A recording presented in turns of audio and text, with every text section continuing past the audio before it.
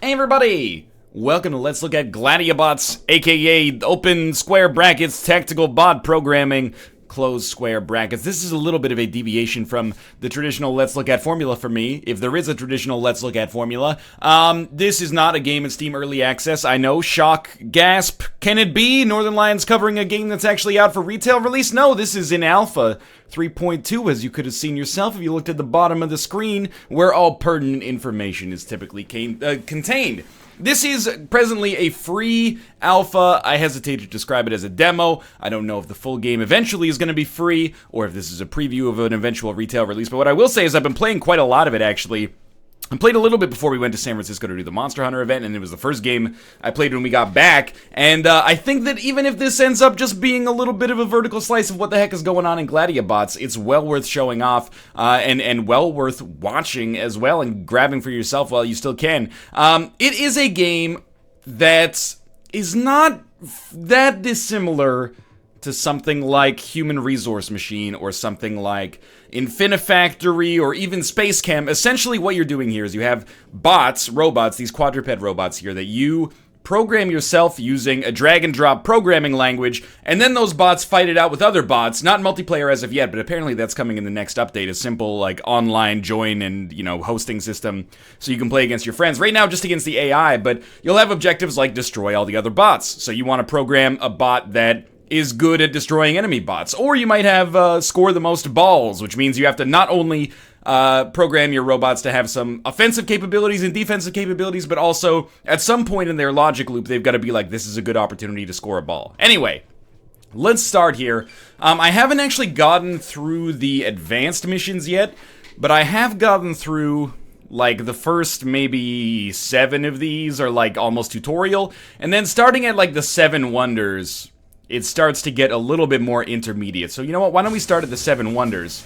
And I'll just show you this right now. By the way, this is developed by Sébastien Dubois. He's a French developer who I believe also worked with Amplitude Studios, the developers of Endless Legend and also Dungeon of the Endless, Endless Space, etc., etc. And at least from an interface and like asset standpoint, something about these like isohedrical, I don't know what the adjective there is, balls here kind of reminds me of the aesthetic of Dungeon of the Endless, but I may be mistaken in that, but I don't think I am. Anyway, for now, don't worry too much about what's going on underneath the surface. It's actually a very accessible game and pretty simple to describe the actual methodology to make your robots do what you want them to do, but let's just watch a game first here.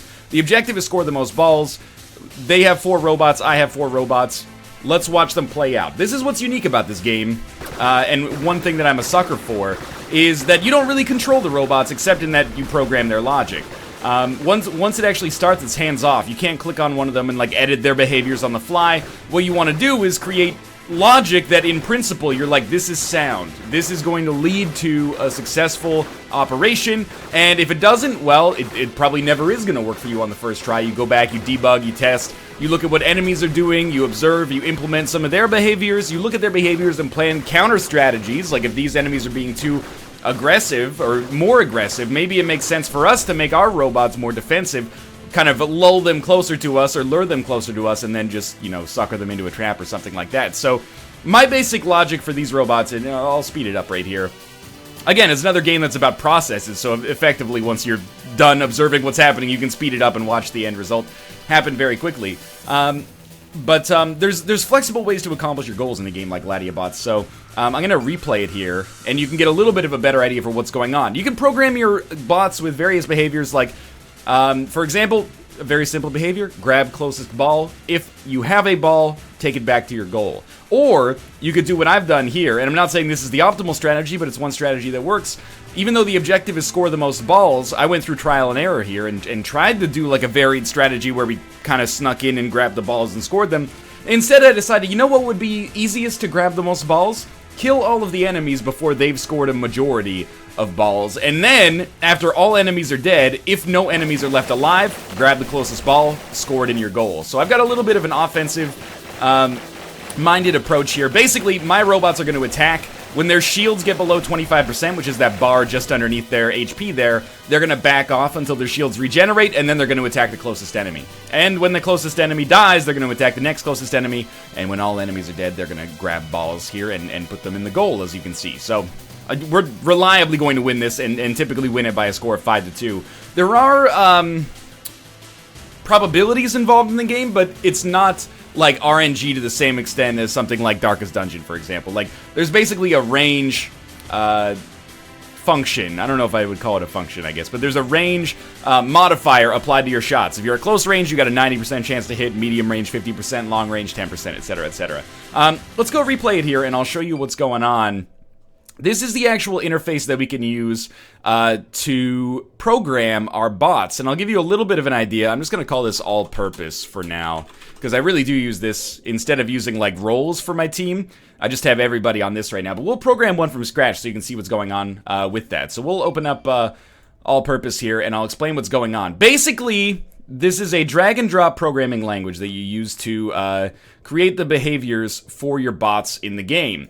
Even if you don't have any programming experience, or you have programming experience in a language like Scratch, this is going to seem very intuitive, I think, and very easy. It's not like you're actually writing your own code here, which sometimes you're like, I wish I could, to make it a little bit more granular, but that's kind of against the spirit of the game. Again, if you've played games like Human Resource Machine and you kind of wrap your head around that, you can definitely wrap your head around this. So the way that it works is basically, imagine that your robot's brain starts at this point right here. What it's going to do is go from left to right and top to bottom and try to figure out which of these processes is actually true. And if it's true, it's going to do the action at the end of it. The circles represent conditions. For example, if you have the ball, if your shield is from 0 to 25%, if the weakest enemy is at short range or medium range, etc., etc. If these are true, then it'll go down and do the action, or do the next condition and evaluate it. If it's true, it'll go to the action, etc., etc. So here's a very simple flowchart of how this robot works right now. This is far from an advanced AI, or even a good AI. It's not good enough to beat the advanced missions, but it does well in the intermediate missions. If you have the ball, score the ball in your closest base. That's very simple. Unfortunately, well, not unfortunately, the reason that I put this at the far left here is because on the far right, which is the last condition evaluated, grab closest ball. So the only time you're going to have a ball is if you've already gotten through every single one of these other conditions and they're all false. Then you're going to grab this ball. Anyway, so if you have a ball, score it. If your shields are low, back away. Flee from your closest enemy. If an enemy, I'm going to put this in plain English, basically. If the weakest enemy is in short range or medium range, meaning we have a good chance to hit them if we shoot, attack the weakest enemy. So right now, when the robot starts, it's like, do I have the ball? No. Are my shields from 0 to 25%? If so, run away. If not, is the weakest enemy close enough to hit? If so, attack them. If the weakest enemy is not close enough to hit, move towards the weakest enemy. This will occur until the enemy is in medium or short range, at which point this condition will become true and we'll start attacking it. I hope that this is coming across in relatively plain English. You know, it's the same way that we would make a sandwich. You'd be like, if the sandwich is done, eat it. If the sandwich is not done, do you have 2 pieces of bread yet? If so, you know, start assembling sandwich, grab the meat from the fridge, etc., etc. So this is basically our combat loop. Everything except for this one over here is our combat loop. It's very simple to describe. If you got a ball, score it. If your shields are low, run away. If your shields are not low, attack the closest enemy if they're weak, or attack the weakest enemy if they're close. And if they're not close, then make them close. And then finally, after all enemies are dead, meaning there's no weakest enemy, we will grab the closest ball and score. Which takes us back to the front here. Because after we grab the closest ball, this becomes true, and then blah, blah, blah. Again, evaluates left to right, up to down. So if we close this out, no, do not reset it. That would be bad. We'll watch it again, and I'll just describe it in slow motion, and this is probably a little bit of a overkill for those of you who are following it, but bear with me for like a minute here. So you can do it in slow motion as well. So if we pause it, you know, we can click on the enemies, or click on our own robots and see where they are right now in their combat tree. So all robots should be in this third section right now, which is if the weakest enemy is at medium range or better, attack them. Yes, yes, yes, yes. Why are they doing this? Because they don't have a ball, and their shields aren't below 25%. This guy, though, is about to have his shield below 25%, so let's get this going in slow motion. These enemies are going to continue to attack. Two of them... Oh, wait, this guy got targeted first. So his shields, as you've seen, have fallen below 25%. He's actually taking HP damage now, and this has caused him to evaluate this condition of low shields as being true, so he's running away. Once his shields go back above 25%, he'll get back into the fray. So same thing for this guy right here. We can probably play at normal speed here. And then they're going to target the weakest enemy. All enemies are at the same HP right now, so there is no such thing really as a weakest enemy. Now, though, this enemy is at the lowest HP, so they're going to target this enemy as long as it's in medium range or better. Wait, maybe I've messed up my logic a little bit. But that's okay. There is a debugging process, so don't expect me to be perfect at this. Basically, you see, they attack until they're weak, and then they flee, and then they come back and they attack, and then all the enemies are dead. They did manage to score... Oh, whoops. They did manage to score a couple of balls in the process there, but then we evaluate the condition of there being enemies to false, and then we grab the balls and score ourselves. Let's go through the process. Maybe we'll go on to another mission. Like, we'll go on to set your priorities here. And if I just, like, play this in full speed here, you can probably see that we'll still win this, but let's go through the process of actually, like, iterating a bot's AI out and figuring out for ourselves what's actually going to work for the best here, and we'll build it from the ground up. And maybe we'll build something different, and maybe we'll even try to specialize. The developer did say, in the current alpha, it's possible to just have an all-purpose AI that works, but in future updates, the idea is that this is going to become a little less likely, and you're going to need to specialize your bots for other purposes, which I think makes sense. Alright, sometimes the camera can get a little wonky as well if you drive them off screen. It is still an alpha. The camera controls and like graphics customization options aren't really there yet, but the concept is enough to carry it, in my opinion, for sure. So we killed them before they scored a majority of the balls, and then we scored a majority of the balls. But let's replay it here, and we'll start to program a new AI. So let's start by building an all-purpose AI. We're just gonna call this General. And then we start like this, so let's click on it. What do we want our AI to do? Well, the objective is to score the most balls, so we can start with something simple. Again, it's just drag and drop.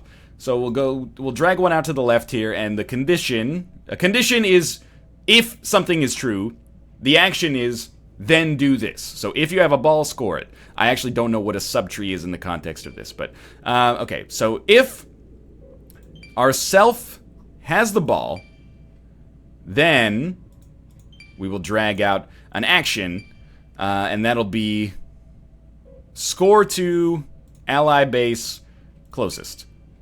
Very simple. If you have a ball, score at the closest base. Those of you... Oh, we should change all these to general. We'll try to get some rolls going here, but to be honest with you, I don't know if I have the know-how, the AI know-how. Those of you who can run through this flowchart yourself can probably figure out that our bots, once we start, are going to do nothing. Why is this? There's only one behavior tree for them to take, and all it says is if self has ball, score it. But we're never going to have the ball because we never told our bots to grab it. These guys, you can kind of, by doing this, by the way, suss out their AI a little bit. You can't see it yourself, but my guess is that, yeah, if the closest enemy is in medium range or better, they're going to shoot at us. If not, they're just going to grab a ball and score. So we're going to build something that does better than that. Okay, so obviously that's terrible. The other thing we could do, we'd be like, okay, well, we need to grab the ball to score it. What we would do then is something very simple. Grab closest ball. And we'll apply it like that. So now this is a very simple behavior loop that actually will allow our robots to do something. If you have a ball, score it. If not, grab the closest ball. This is not going to work, but you can at least see the iterative process here in general.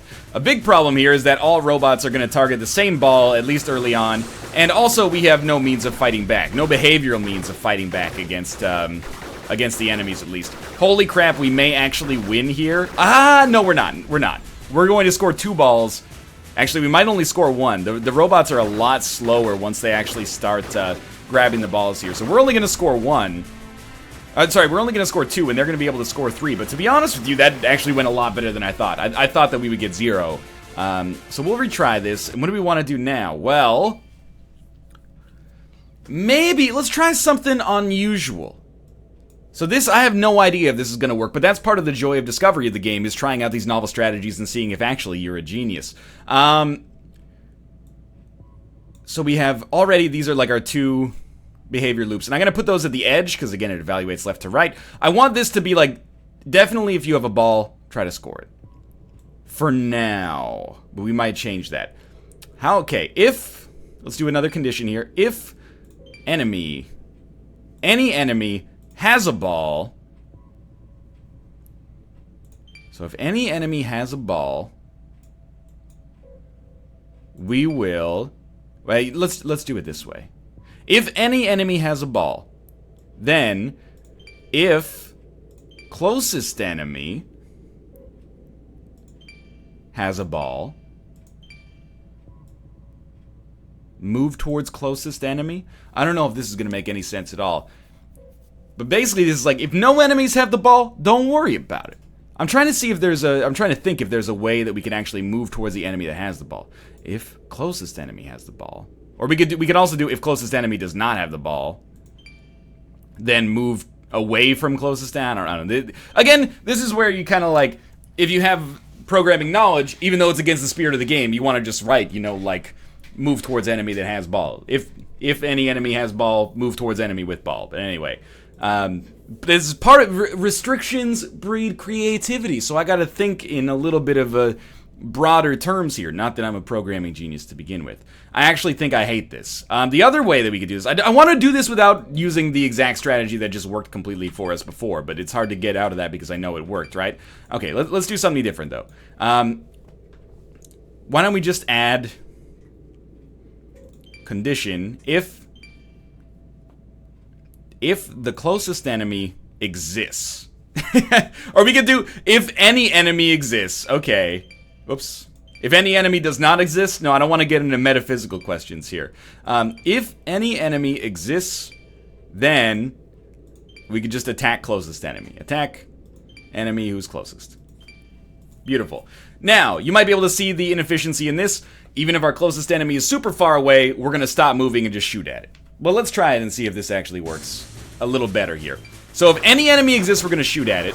My worry here is that this actually may be worse than our old strategy, because the we're going to be taking these super low percentage shots, and the enemies may actually just be able to get in here and actually score 3 before we can do anything. So that's exactly what's going to happen here.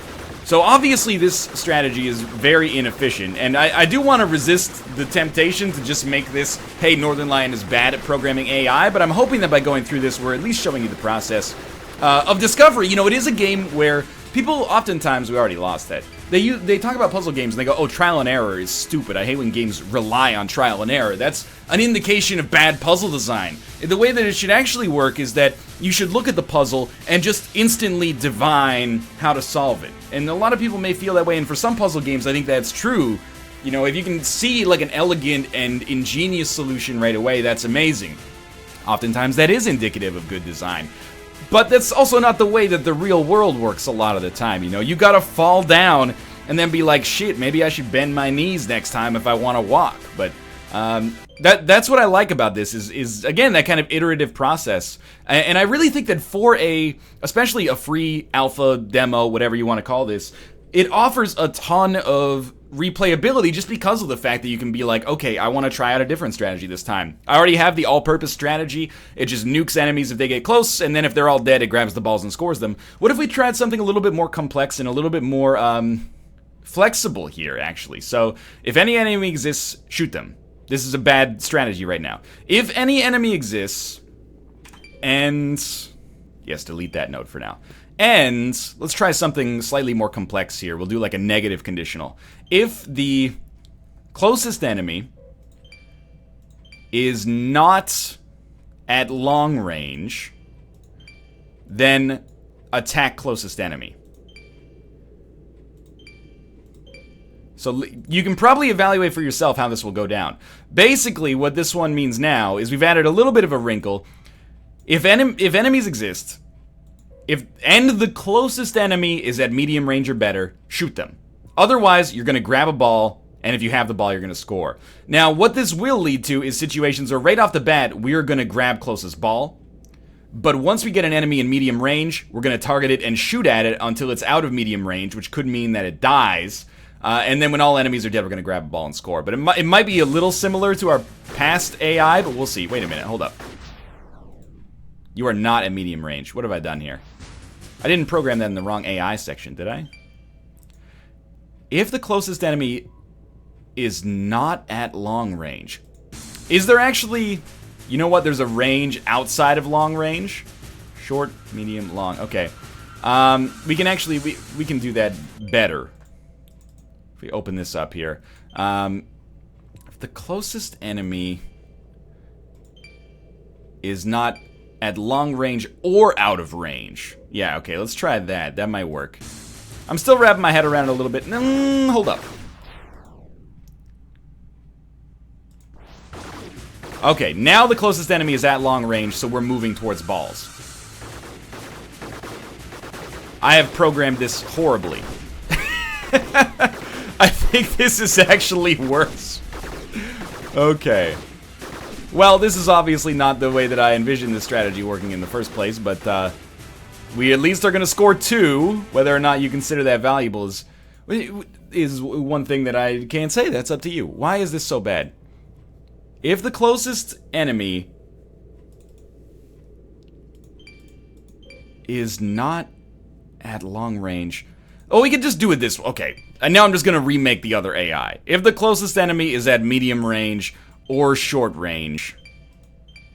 If closest short range, medium range enemy is at medium range. It looks a little clumsy, but this should work now. When enemies get into medium range, we'll shoot at them. And I'm not sure if this one's going to be capable of winning, but I think there's a chance. Although I'm noticing that chance might be dwindling here a little bit. See, the temptation for me is to just go with that one-size-fits-all, this AI actually works, why don't we roll with that? But it's more satisfying, I think, to try to come up with an elegant solution that actually uses the AI effectively instead of just being like, shoot at something until it dies. But you can get away with that to some extent. Alright, so clearly this is not working out. I'm going to stick with it here, even though I am building a general all-purpose AI here. Now, we'll add in another condition that is like, okay, our bots are getting weakened too much. So, this will be like, if your shields, if your self shields are from 0 to 25%, then what you're going to do is condition, if you have the ball, you're going to drop the ball.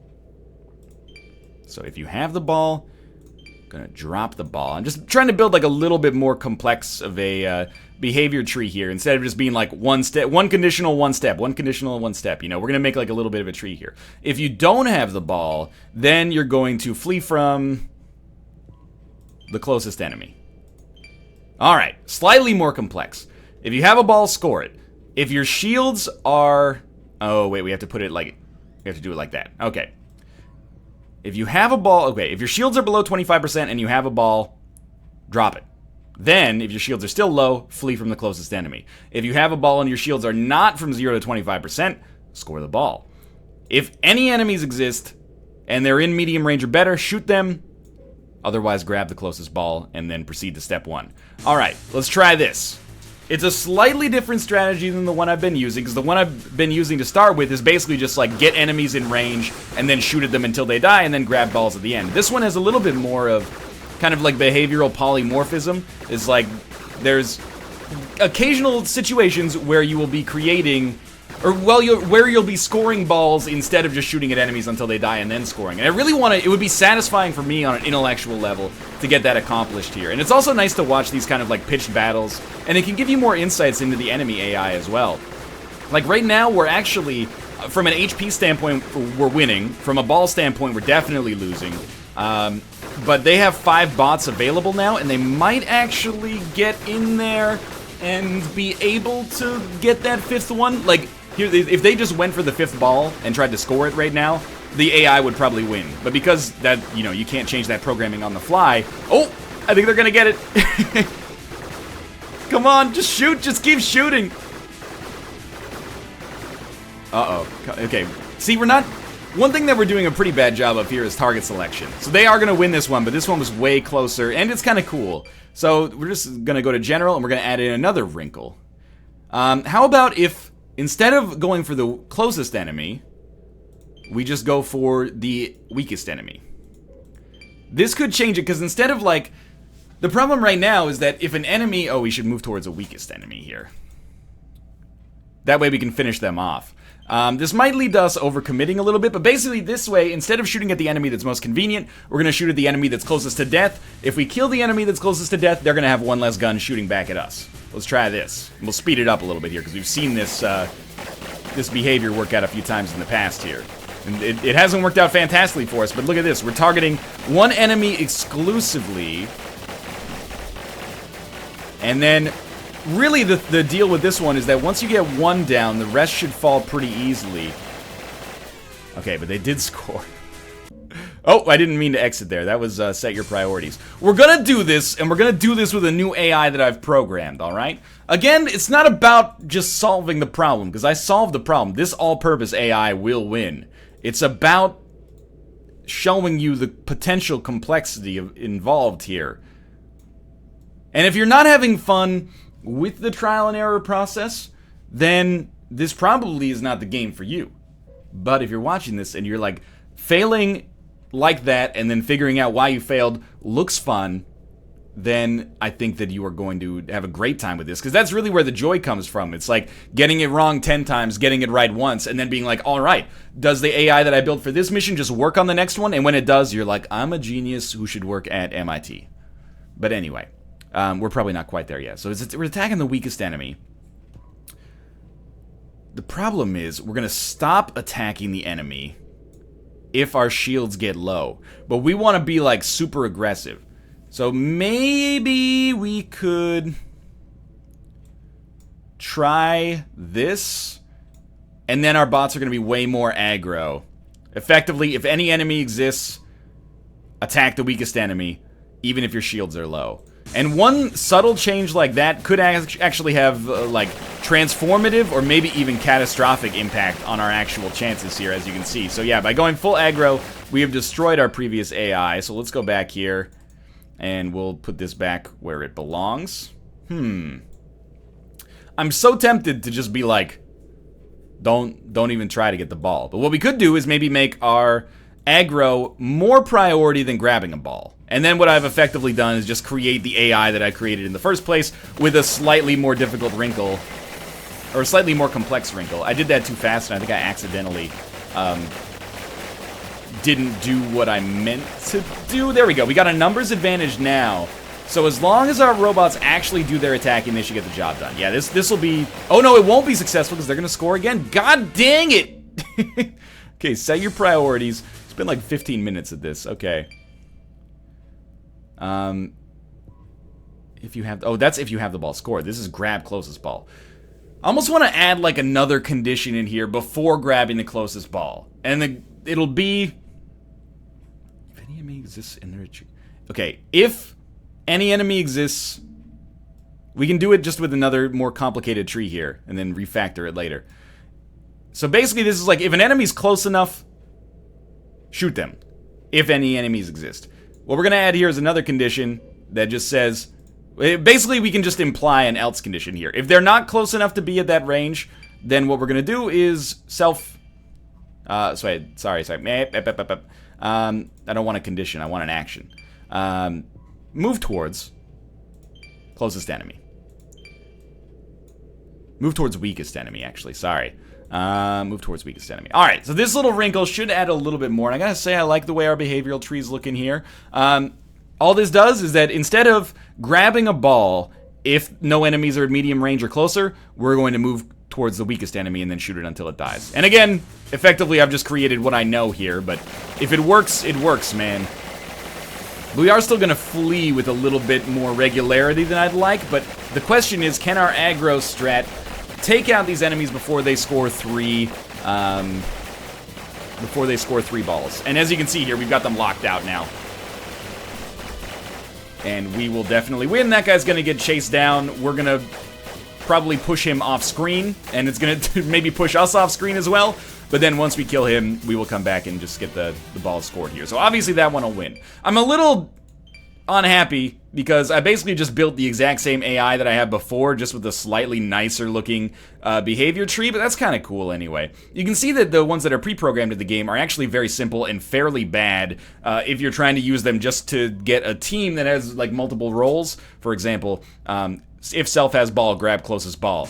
This is like, let's have one scorer. If you don't have, sorry, if self has ball, score, otherwise grab closest ball. Let's give ourselves one scorer and then maybe like 2 generals.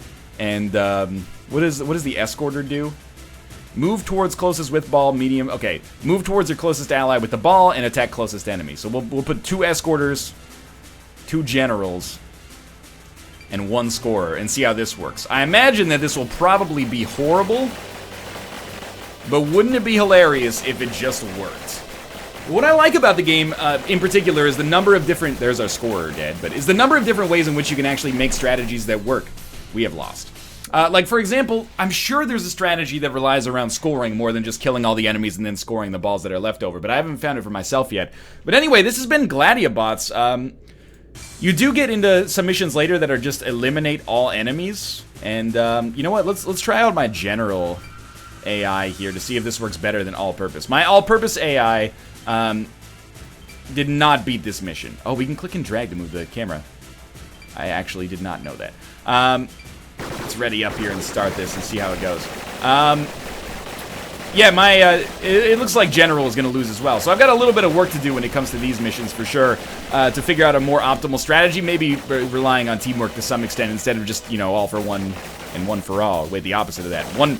All for one, and then there is no one for all. None for all for one, none for all. Anyway, but I'm sure there's a multitude of strategies, especially for those scoring ones, that would work, and I just need to figure them out for myself, and also figure out how to make specialization work. Surely there's got to be a more efficient way to make a killer AI, and a more efficient way to make an escorter AI, and a more efficient way to make a scoring AI. Like an AI that doesn't just score if it has the closest... Or if it doesn't just grab the closest ball and then score. Like, what if we just added a quick wrinkle here, like, if self has ball, score, otherwise grab ball, would be like condition if self shields are low. Well, let's do it like this. If your shields are low and you have the ball, so self shields 0 to 25%, then you are going to drop the ball and flee. So it'd be like this. Shields are low. Drop the ball, and then you are going to flee from closest enemy. Beautiful. All right, let's just try this. I know I'm probably playing like too much of it at this point, but this is a great sign that I think this game has an incredible amount of potential. Like, I think this has been one of the most fun demos that I can remember in recent memory, and it really tickles my fancy. I like doing things programmatically in games. There's not enough of them to satisfy that itch. This obviously is still a garbage strategy. There's not enough of them to satisfy that itch on a regular basis, so I'm stoked that Gladiabots is out there, and I'm looking forward to seeing what people can actually create with this that is super efficient, because I'm pretty much a complete Luddite when it comes to this right now, but I know some of you geniuses out there are going to make some very impressive stuff. So again, this is Gladiabots. I'll put the link in the video description below. You can download it for free on itch.io. Show the developer some love if you enjoyed the game. And of course, if you enjoyed the video, click the like button. It helps out a great deal. And of course, subscribe if you want to see more in the future. For now, thanks for watching, and I'll see you next time.